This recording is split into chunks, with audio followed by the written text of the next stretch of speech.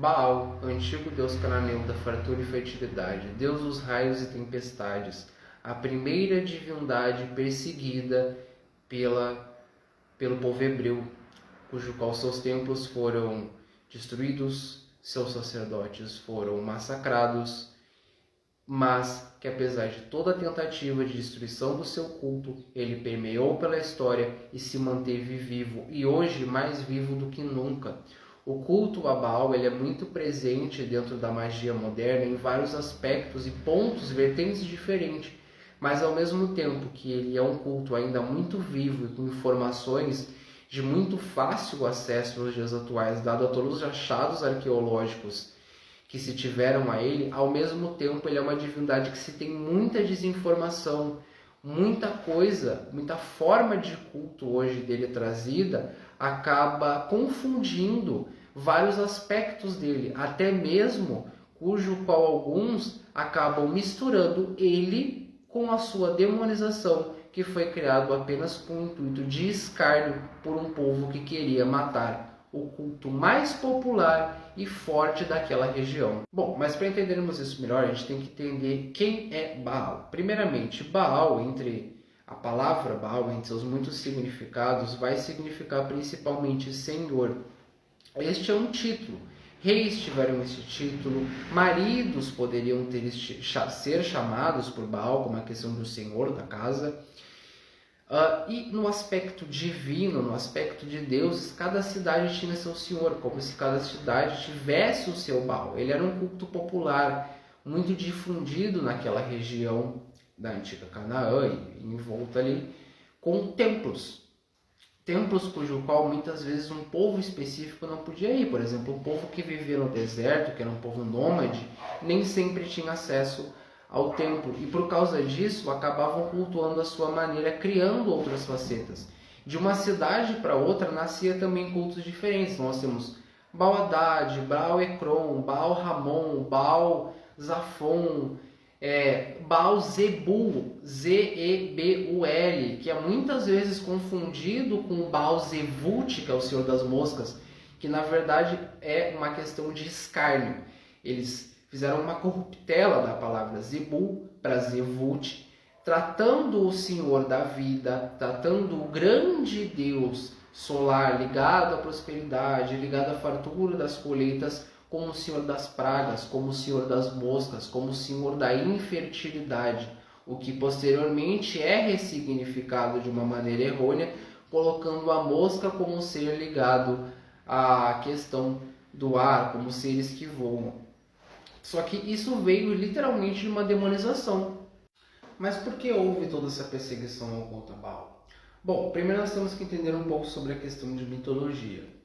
É dito no ciclo de Baal, apresentado nas tábuas de Ugarit, que Baal ele se impôs contra a tirania e desrespeito de seu irmão para com os outros deuses, inclusive com Asherad, a mãe dos deuses. Baal se coloca contra ele e o destrona, o derrota e assume seu trono como rei dos deuses. Então, quando a gente fala desse panteão, nós falamos do panteão de El, panteão da Baixa Mesopotâmia, onde El é como o caos criador. Ele deu origem a tudo junto à sua esposa Asherad. Baal, ele assume o trono dos deuses. Então, ele é aquele que está sobre todos os deuses daquela região, apenas abaixo de El, pois El é o Deus criador. Naquele povo, naquela cultura específica, não tem ninguém acima de El. Já Yahvé, Yehot Revavev, o Deus judeu, Deus judaico-cristão, ele adentra aquela região, ele era apenas um Deus menor, sem relevância alguma, sem poder algum, meramente um Deus da guerra de um povo específico que não tinha nenhuma relevância, como já dito, que para ganhar poder, para se impor, para conseguir realmente trazer pessoas para o seu culto, e a gente fala que o culto a Baal era um culto extremamente popular, era um culto presente em toda aquela região, ao ponto de nascer essas diversas facetas, esses epitetos que a gente tem dele, por assim dizer. Eles partiram realmente para a violência.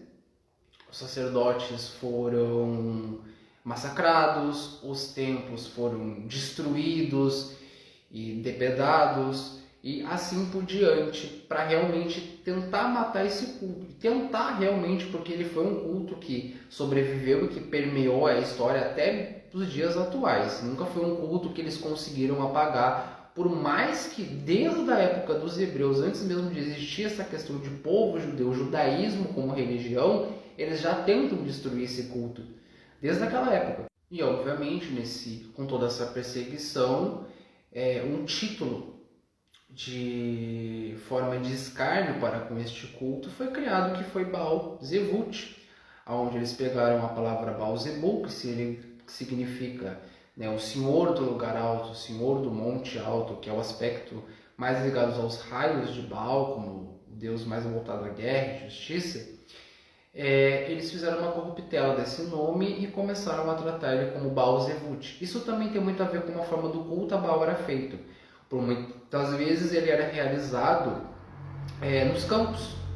As pessoas, quando elas não podiam ir nos templos de Baal, elas faziam os rituais em casa, seja com ali o que elas tinham para comer, então fazendo como uma ceia junto a Baal, ou até mesmo na própria plantação, onde no meio dela tinha uma estátua de Baal e as pessoas faziam suas oferendas em volta de carne, de frutas e afins, o que inevitavelmente vai atrair moscas, porque a gente está falando de uma oferenda feita a céu aberto.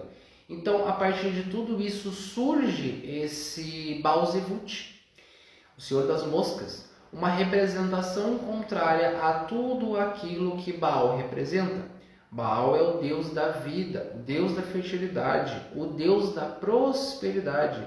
Quando nós falamos de um povo cujo qual sua principal prosperidade estava diretamente ligada à plantação, à colheita, porque é um povo do deserto, que tinha dificuldade em irrigar as suas plantações, que dependia muito da chuva, um deus da chuva era um deus de fertilidade, era um deus de prosperidade.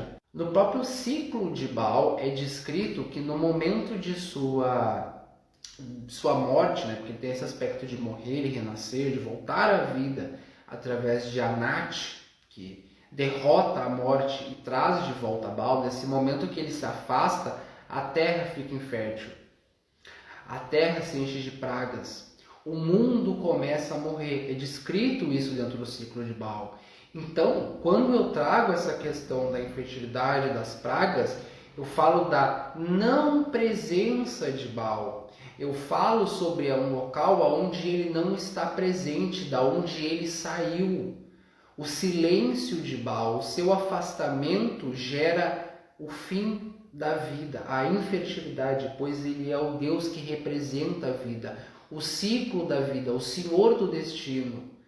Um Deus que, através de suas chuvas, irriga o solo, permitindo com que as plantas se desenvolvam, permitindo com que haja a vida, o sustento da vida daquele povo. Então, no momento que eu confundo, que eu parto de uma premissa de culto, de uma faceta demonizada em sua origem, eu estou eu estou cultuando a não presença de Baal. Baal Zevut, Senhor das Moscas, não é o antigo deus cananeu. Não são a mesma egrégora. São seres completamente opostos, onde Baal representa a vida, a fertilidade, a prosperidade, e Zevut, o Senhor das Moscas, representa toda a falta disso. Ele representa tudo o que é quando Baal não está presente. E é por isso que tratar esses seres como igual acaba sendo um grande erro de interpretação. Bom, esse vídeo está ficando um pouco longo, esse é só o primeiro de vários vídeos que eu vou trazer aqui, falando sobre Baal, sobre os aspectos de culto, da onde ele veio, basicamente desmistificando o máximo de informações possíveis que eu posso trazer aqui no teste. Então, se vocês tiverem interesse, sigam o perfil e acompanhem nos próximos dias, porque eu vou estar trazendo muito conteúdo sobre este ser maravilhoso que é Baal, em específico, inclusive sobre suas consortes, como a grandiosa Astarte, que também sofre do mesmo problema de cultuarem a demonização em vez da verdadeira deusa.